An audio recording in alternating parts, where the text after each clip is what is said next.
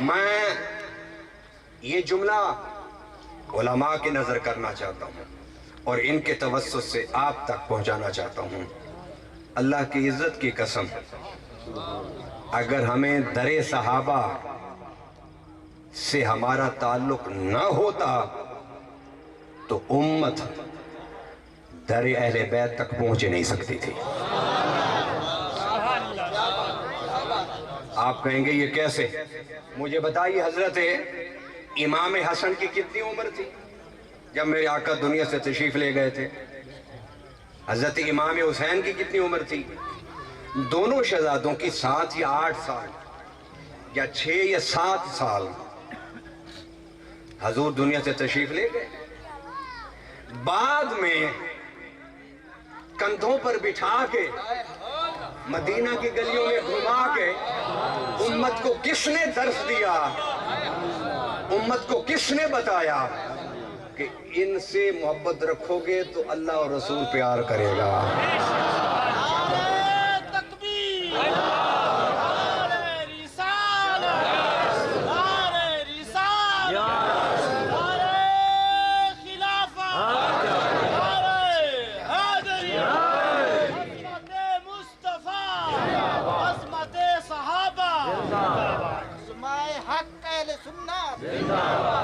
خوش قسمت ہیں آپ لوگ، اپنے اپنے لیڈروں کے آج نعرے لگا رہے ہیں، اپنے اپنے سیاسی قائدین کے نعرے لگا رہے ہیں۔ رب نے آپ کو بلا کے اپنے حبیب کے نعروں پر لگا دیا۔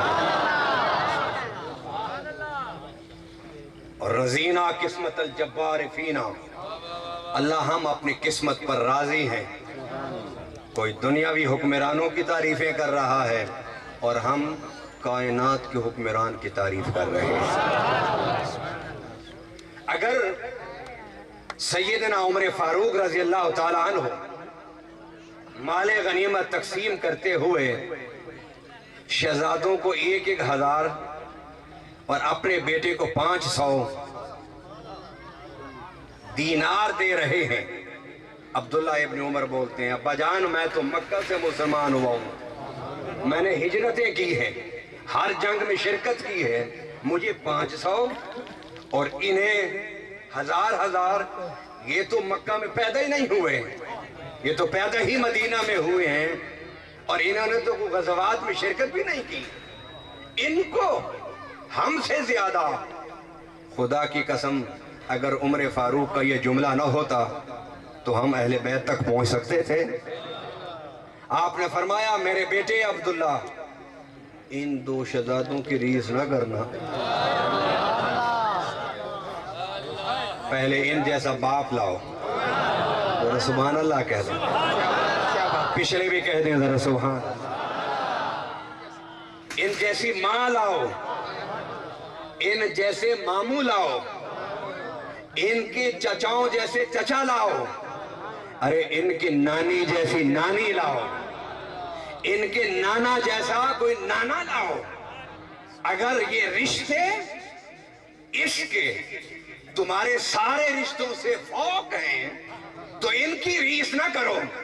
آج عمر کو اللہ نے عزت کے جتنے بال دیے ہیں ان کے نانا کے پاؤں کے صدقے میں دیے ہیں۔